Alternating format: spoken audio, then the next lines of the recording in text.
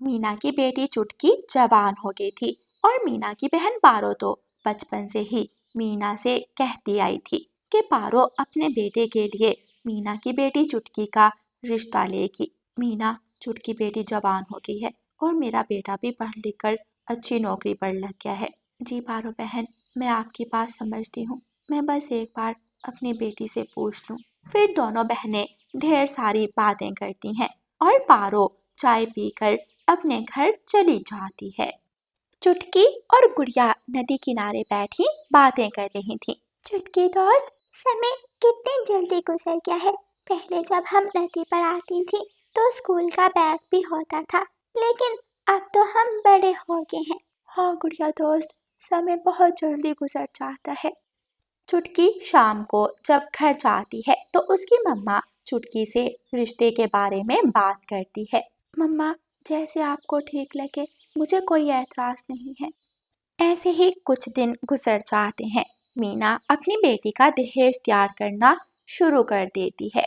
मीना बहन, आप यहाँ बर्तनों की दुकान पर? हाँ रानो बहन, मैं चुटकी के दहेज के लिए बर्तन खरीदने आई हूँ। मीना बहन, कहाँ रिश्ता किया आपने हमारी बेटी का? मेरी बहन है ना पारो, उसके बेटे के साथ किया है। पारो बहुत प्यार करती है चुटकी से, इसलिए मुझे चिंता नहीं है। मुझे पूरा विश्वास है कि मेरी बेटी पारो के घर बहुत खुश रहेगी। मीना बहन, आपको मेरी या फिर जंगल के किसी भी पक्षी की मदद की ज़रूरत हो तो ज़रूर बताइएगा, हम सब आपके साथ हैं। जी ज़रूर रानो बहन, मैं ज़रूर बताऊंगी। फिर रानो चिड़िया और मीना दोनों मिलकर चुटकी के लिए एक अच्छा सा डिनर सेट पसंद करती हैं। चले रानो बहन, गैस वाला चूल्हा भी ले लेते हैं। पिछली तरफ ब्लॉक 12 में दुकान है। जी मीना बहन। ऐसे रानो चिड़िया और मीना मिलकर चुटकी के लिए काफी सारा सामान ले लेती हैं। सामान से भरी गाड़ी जंगल से गुजरती है। कालू कौवा और गौरी कौवी पेड़ पर बैठे उस सामान से भरी गाड़ी को देख रहे थे।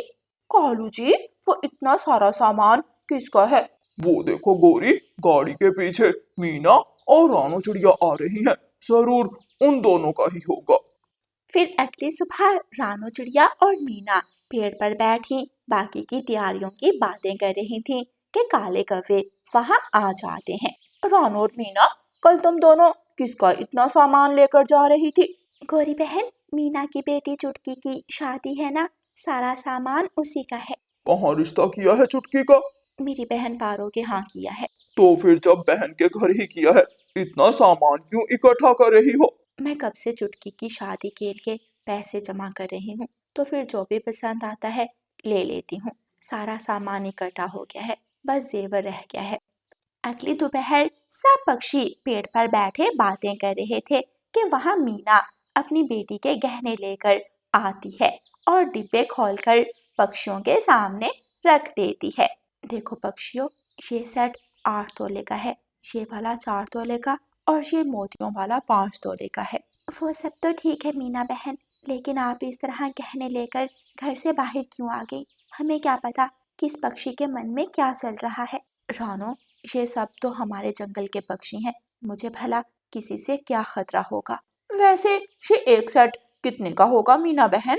रहने दो गौरी बहन, आपके पति कालू कोई काम काज तो करते नहीं है, ये गहने लेने की औकात नहीं है आपकी। मीना हंसते हुए अपने गहने उठाती है और वहां से चली जाती है। 3 गहनों के डिब्बे क्या ले लिए? इस मीना में ज्यादा ही घुमंड आ गया है। गौरी बहन, मीना ने मजाक किया होगा, आप उसकी वजह से अपना मूड खराब ना करें। सब पक्षी वहां से चले जाते हैं, लेकिन गौरी को मीना की बात पर बहुत गुस्सा आया था। रात हो जाती है, सब पक्षी अपने अपने घरों में सोए हुए थे, लेकिन गौरी और कालू मुंह पर कपड़ा बांधे मीना के घर पहुंच जाते हैं और सारा जेवर चुरा लेते हैं। सुबह हो जाती है। चुटकी बेटी, जेवर कहाँ है? मम्मा, आपने रात सोने से पहले यहीं तो रखा था, लेकिन अब नहीं मिल रहा। मीना तो रोने लग जाती है। मीना बारी बारी जंगल के सभी पक्षियों के पास जाती है। फिर थक हार कर मीना एक पेड़ के नीचे बैठ जाती है। कल रानो बहन ठीक कह रही थी, मुझे जेवर लेकर यूं घर से निकलना नहीं चाहिए था। मीना ऐसा सोच ही रही थी कि वहां रानो चिड़िया भी आ जाती है। मीना बहन, मुझे कुछ पता नहीं चला। मैं फाख्ता, बुलबुल और उल्लू सबके घरों से पूछ आई हूँ। ना जाने किसने ये किया होगा। रानो बहन, कल चुटकी की बारात आ जाएगी। मैं क्या कहूँगी उनसे? मुझे तो कुछ समझ में नहीं आ रहा। हम मिलकर लड़के वालों से बात करेंगे, कुछ ना कुछ हल तो जरूर मिल जाएगा। सुबह हो जाती है, मंडप सज जाता है, जंगल के सभी पक्षी जमा हो जाते हैं। सब कुछ तैयार था, बारात भी आ जाती है। लेकिन मीना बहुत परेशान थी। मीना, क्या बात है? चुटकी ने गहने क्यों नहीं पहने? तुमने परसों वीडियो कॉल पर सारे गहने दिखाए थे। बस पारो बहन, क्या बताऊं, किसी ने सारे गहने चोरी कर लिए हैं। बहुत महंगे थे, न जाने कौन ले गया। बहुत लापरवाह हो तुम मीना। मैं भी घुमंड में आ गई थी और बहुत ऊंची ऊंची बातें करने लगी थी। जरूर ऊपर वाले ने मुझे सजा दी है। मीना की बात सुनकर गौरी कभी वहां आती है। मीना, गहने मैंने चुराए थे तुम्हें सबक सिखाने के लिए। गौरी, शायद तुमने जो किया सही किया। मैं सच में बहुत घुमंडी हो गई थी। फिर गौरी कभी घर से गहने ले आती है और खुशी खुशी मीना की बेटी की शादी पारो के बेटे के साथ हो जाती है। लेकिन अब पारो के बेटे का जूता नहीं मिल रहा था। अब मेरे बेटे का जूता किसने छुपा लिया? हमने छुपाया है। दुल्हे भाई, जूते ले लो, लेकिन पहले पैसे दे दो। गुड़िया बेटी, बुरी बात, दूल्हे भैया के जूते वापस करो। नहीं रानो, ये तो एक रस्म है, बच्चों को करने दो ये रस्म। फिर चुटकी का दुल्हा गुड़िया को जूते छुपाई के पैसे देता है और गुड़िया दूल्हे भैया को जूते ला देती है। ऐसे कुछ गम में कुछ खुशी में सब पक्षी मिलकर चुटकी को विदा कर देते हैं। बेटियों को विदा करना बहुत मुश्किल है रानो बहन। सच में मीना कब छोटी से इतनी बड़ी हो जाती है, बेटियों का कुछ पता ही नहीं चलता। सबकी आंखों में आंसू थे और गुड़िया अपनी मम्मा के गले लग जाती है। मम्मा, आप मेरी शादी इसी जंगल में करना। मुझे आपके पास ही रहना है। तुम्हें बहुत जल्दी है शादी की, इधर आओ, तुम्हें तो मैं बताती हूँ। फिर रानो चिड़िया अपनी बेटी को गले से लगा लेती है। प्यारे दोस्तों, इस कहानी को लाइक, अपने दोस्तों के साथ शेयर और चैनल को सब्सक्राइब करना बिल्कुल मत भूलना। आपका धन्यवाद। गौरी, मुझे बच्चे बहुत पसंद हैं। हमारे घर में अंडा कब आएगा? कब हमारे घर में बच्चों की काय काय की आवाज गूंजेगी? कालू, जब ऊपर वाले की मर्जी होगी तब अंडा भी घर में आ जाएगा। गौरी कव्वे रसोई में जाती है और कालू कव्वे को भोजन ला देती है। कालू कव्वा भोजन की थाली अपने पंख से दूसरी तरफ कर देता है। मुझे नहीं है भूख। कालू कव्वा भोजन किए बिना ही काम पर जाने के लिए निकल जाता है। अंडे को पालना आसान काम थोड़ी है, सारा सारा दिन मुझे अंडे पर बैठना पड़ेगा। गौरी कव्वी भी घर से निकल जाती है। रानो चिड़िया एक सूखे पेड़ से लकड़ियां काट रही थी। गौरी कव्वी रानो चिड़िया के पास जाती है। रानो, तुम ये लकड़ियां क्यों काट रही हो? गौरी बहन, मानो जी तो काम पर होते हैं और मैं अंडा देने वाली हूँ। आगे जाकर बारिशों का मौसम शुरू होने वाला है, इसलिए मैंने सोचा मैं सूखी लकड़ियां जमा कर लेती हूँ। ऐसा ना हो कि मेरे बच्चों को सर्दी लग जाए। अच्छा, तो तुम अंडा देने वाली हो? अच्छा चिड़िया, मैं भी चलती हूँ। मैं भी किसी दूसरे पेड़ से लकड़ियां काट लेती हूँ। वो क्या है ना, मैं भी अंडा देने वाली हूँ। अरे वाह, ये तो बहुत खुशी की बात है। बहुत बहुत बधाई हो गौरी बहन।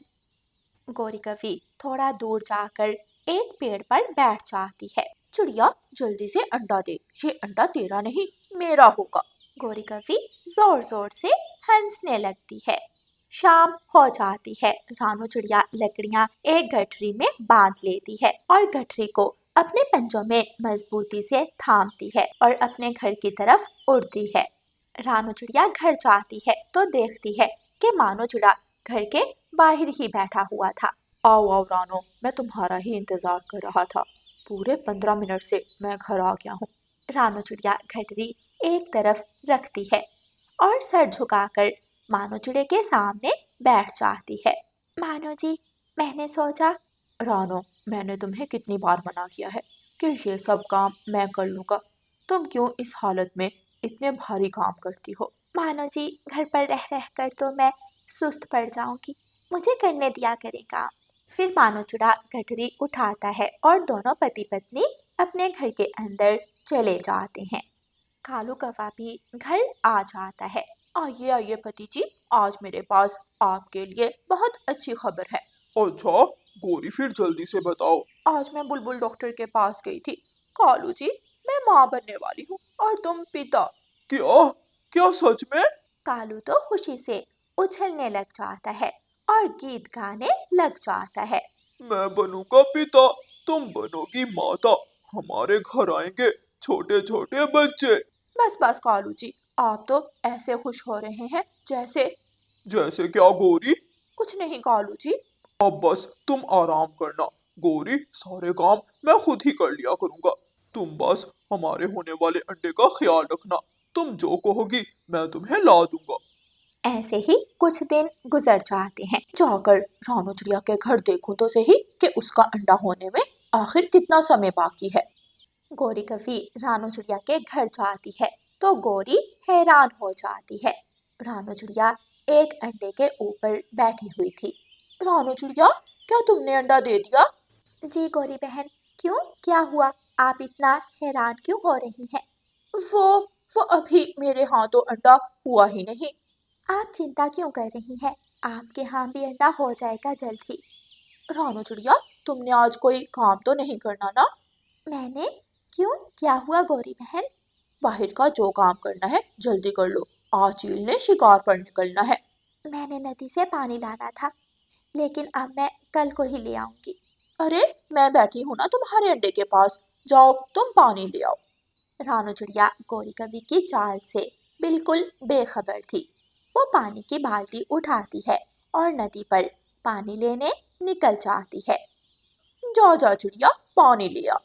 नदी काफी दूर थी और गोरी कवि का घर पास। गोरी कवि जल्दी से अपनी चोंच में रानू चिड़िया का अंडा रखती है और अपने घर की तरफ भागती है और जल्दी से अपने घोंसले के तिनकों में अंडे को छुपाकर वापिस रानू चिड़िया के घर आकर रानू चिड़िया के घोंसले को उल्टा कर देती है और अपना एक पैर भी घायल कर लेती है। रानू चिड़िया पानी लेकर घर आती है। घर और गोरी कवि की हालत देखकर रानू चिड़िया के पंजों से बाल्टी दूर जाकर गिरती है। घर में पानी ही पानी हो जाता है। ये क्या हुआ? मेरा अंडा कहाँ है? गोरी, गोरी बहन, मेरा अंडा कहाँ है? रानो, रानो बहन, क्या बताऊं, तुम्हारे जाते ही चील आ गई थी। मैंने तुम्हारा अंडा बचाने की बहुत कोशिश की, लेकिन लेकिन चील अंडा ले गई। रानू चिड़िया ये सब बर्दाश्त नहीं कर पाती और बेहोश हो जाती है। अब इसे क्या हो गया, मैं भाग जाती हूँ, किसी को क्या पता कि क्या हुआ है। शाम हो जाती है। कालू कौवा घर आता है। गोरी, तुम्हें पता है मानो चिड़िया की पत्नी रानो चिड़िया, उसका अंडा घर से गायब है, और तो और उसे होश भी नहीं आ रहा। क्या? रानू चिड़िया को होश नहीं आ रहा? अच्छा कालू, वो सब छोड़ो। कालू जी देखो, मैंने इस सुंदर से अंडे को जन्म दिया है। बस कुछ दिन और हमारे घर में बच्चे पक्षी की काय काय होगी। रात हो जाती है। सब पक्षी अपने अपने घोंसलों में चैन की नींद सो रहे थे, लेकिन मानो चिड़ा अपनी पत्नी रानू चिड़िया के पास बैठा रो रहा था। रानू, अपने मानो को तो बताओ कि आखिर क्या हुआ। आंखें खोलो, ऐसे मत करो, मैं भला तुम्हारे बिना कैसे जी पाऊंगा। आंसू मानो की आंखों से गिरते जा रहे थे, लेकिन रानू चिड़िया तो ऐसे पड़ी थी जैसे उसे कुछ सुनाई ना दे रहा हो। ऐसे ही कुछ दिन और गुजर जाते हैं। एक रात गोरी कवि और कालू कौवा सो रहे थे कि गोरी को चूं चूं की आवाज सुनाई देती है।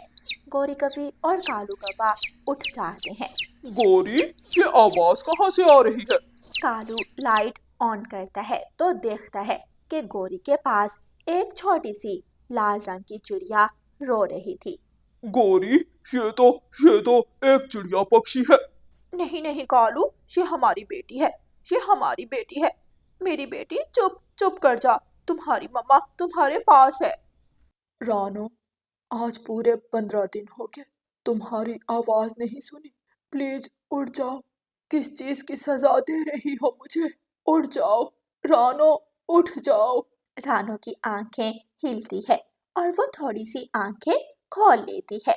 मानो जी, अंडा, गोरी। रानो, तुम्हें होश आ गया?